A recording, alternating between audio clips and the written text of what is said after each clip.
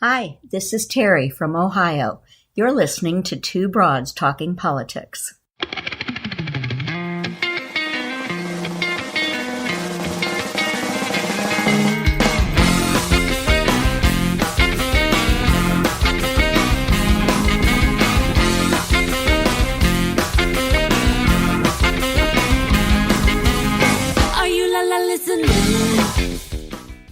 Welcome back, everyone, to Two Broads Talking Politics. As usual, I'm Sophie, and I'm here with your other co-host, Kelly. Hi, Kelly.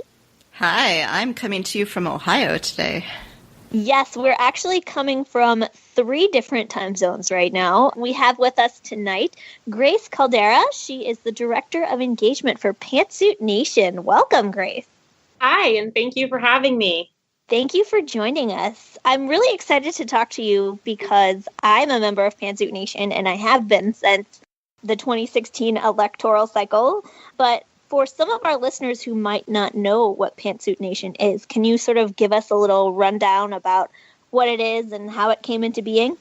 Sure. We are an online community of about 3.8 million progressives working hard to resist the current administration through activism, advocacy, and the power of personal narrative. We started back in October 2016, soon after one of the debates.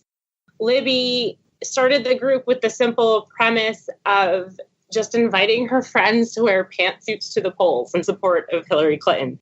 It was really just that simple. Little did she know how big it was going to get.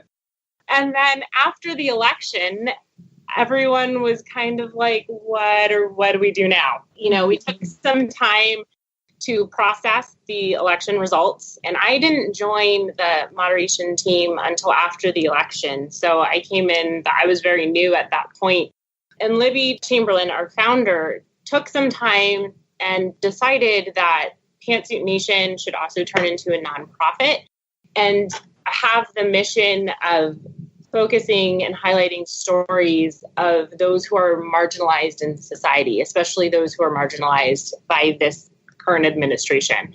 And then once that was decided, she actually handed over the reins of the nonprofit to our executive director, Courtney Tunis. Courtney's amazing, and she's running everything, and Libby is our director of content, just helping us with the content of the group and posts and things like that. So that's where we've gone from the initial wear pantsuit to the polls. And what do you do as the Director of Engagement? I do a lot of different things. On any given day, we have about 500,000 members interacting in our group in some way. So that includes comments or reactions to posts or reactions to comments. And so we have a moderation team that I work with, and I do the training of the moderation team. I help our mods figure out how to comment to allow for continued education. A lot of times we cover a lot of really heavy and hard topics, and people get very defensive. So I have walked our moderators through how to deal with those types of situations to hopefully allow education to continue with that. I also put together our community principles and agreement, talking about what we expect of our members and kind of the goal of our group, which is to listen and to learn and to tell our stories. I also work on maintaining a resource document, which is 28 pages of books, articles, videos, movies, organizations, and people to follow. So I'm in and around the group a lot, moderating comments and helping our moderators, but then I also do a lot of behind the scenes work as well. So the group started out sort of as a kind of support group for people who were going to vote for Hillary Clinton, and then sort of morphed into a support group for people who were horrified that she had lost, as we all were. But now that the 2016 election is so far behind us, sort of what do you see as Pantsuit Nation's role in politics post-2016? So our role has really been storytelling and using storytelling as a form of activism. Stories have been used throughout history in activist movements to help communicate truths and elicit empathy, to inspire change and to drive action. So really were that arm to help use those stories to bring those policies and ideas and everything to life, and to show how some policies can be really harmful or how policies can be really helpful, or laws and things like that. It brings them to life in a way that somebody can personally connect with and get a better understanding of why the policy, such as removing the ACA, could be really harmful to somebody's life, or bringing stories of why someone needs an abortion later in their pregnancy and how all of these barriers that are put in place can be very harmful to that. Things like that just brings a different spin and allows people to think of these in a different way than they may not have thought of before, because it's really easy to think of a law as a good idea in the abstract, but when somebody breaks down why it's harmful and how it impacts their life directly, it gives people pause to rethink their thoughts on it. And that sort of self-pause can lead people to get out there and either march or vote or call their senators and members of Congress or their governor or whoever. So that's our biggest role in what we see post 2016 and the current administration and politics, and moving forward with some of the election stuff. We have also given our members specific calls to action. As I had previously said, we have about 500,000 members that come on the group every day. So we'll put up calls to action to call about a specific nomination for, Supreme Court Justice nomination, or we have done calls to action to call to help with the, keep the ACA around. We have also partnered with some various other groups, other nonprofits. We've partnered with Emily's List, and they went ahead and did a 3-part series for us about what it means to run and kind of how to get your feet wet if you're thinking about running as a candidate. We've partnered with The Arena, heavily pushed some of their posts during the Virginia election, actually. A lot of their candidates, we've done reminders to go out and vote on primaries. Sometimes people don't always know that there's primaries coming up. So we've done, just announcement posts like, hey, if you live in these states, go vote today. So we've got our hands in a lot of different places, but we really do see a lot of our power in that storytelling, and getting people to really step outside the box and think about what it means for other people. And I think a couple of Pantsuit Nation members have run for office and won recently. Yes, we have had, they've either won or they've won the ticket. So we have had a number, we've been trying to keep track of that.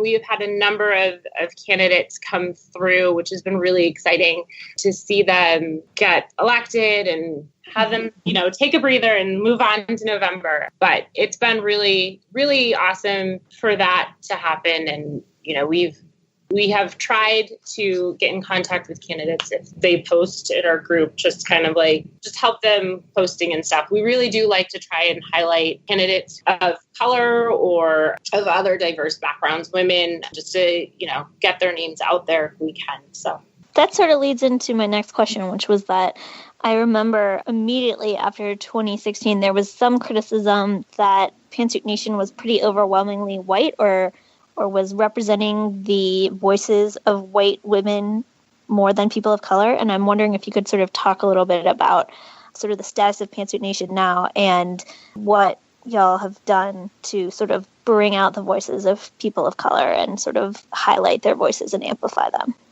Yeah, so I completely understand the criticism, and it's pretty fair, especially right after the 2016 election. I joined the team after the election, partially because of a lot of what I had seen in the group and the way I was treated by some of the white members. I wrote a post kind of breaking down the initial topics of privilege and racism and all of that. And that's how I got brought on board. They saw it and said, wow, this is a really awesome post. We really need this. We need her on board.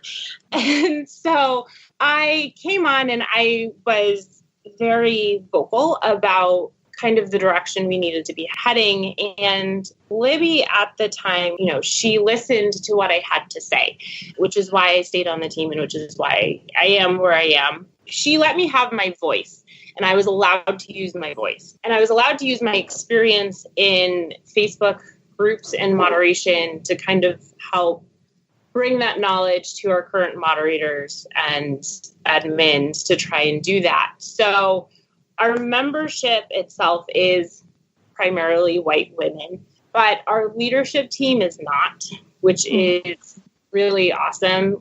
There's 6 of us on leadership. 4 of us are getting paid.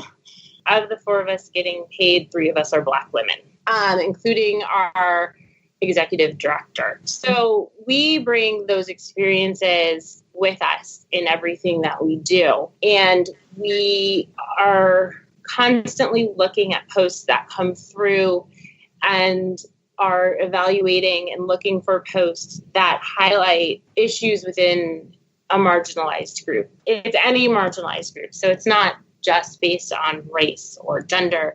It's all of them. And we look to see for first person stories. So not I helped this, nice lady cross the street and they were Black. Like, no. It's great. You did a good job, but you don't get to be posted through, So because we're looking for those posts, we try and make sure that these are going through and these voices are being heard, because they're not being heard, because they're being drowned out by those who are privileged, largely white, able-bodied men.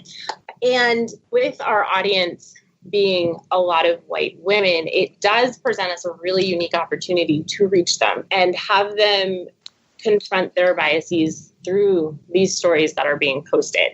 And it's something that we're always going to be working on. We are close to 3.8 million people. We are about the size of Los Angeles. So that is just a lot of people. And all of these people are coming with various backgrounds and various life experiences. And not everybody is at the exact same place in their understanding or learning and unpacking of any of the privileges they may have. And I'm using privilege as a way to describe the hidden benefits given to you by society. So it can be anything, not just like economic privilege, which a lot of people think of. So this gives us an opportunity to reach an audience and have these stories told to people who, turning on the TV or whatever, may not necessarily hear of them.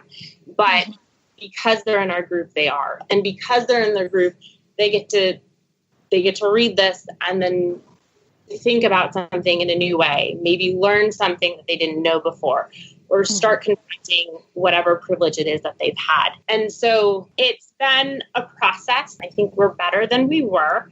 And part of that process is my job in the moderation. And we try and get in there and we try to help push back on these conversations when they happen, when we know of when they happen. It's a lot of people. Things happen quickly. We don't always catch everything, but when we know, we try and jump in there and we try and help. And one of the big things that I tell a lot of people who are interacting online, but especially our moderators, it's that you're not always going to reach the person that you're directly engaging with on a thread when you're working in education, right? You're not always going to get them. They may be super stubborn. A lot of times it's not about them. It's about everyone else who is reading silently and following that thread. We have hundreds of thousands of people watching these threads and reading the comments. And so you don't always see the difference, but then periodically we'll get a comment or a post that comes, into our queue that says, I didn't understand, what white privilege was 6 months ago, but because of your posts and reading what you guys have done and your resource list, I have a better understanding now. Or we've seen other white members come in and help educate other white members about it and be like, I was where you were 6 months ago. Let me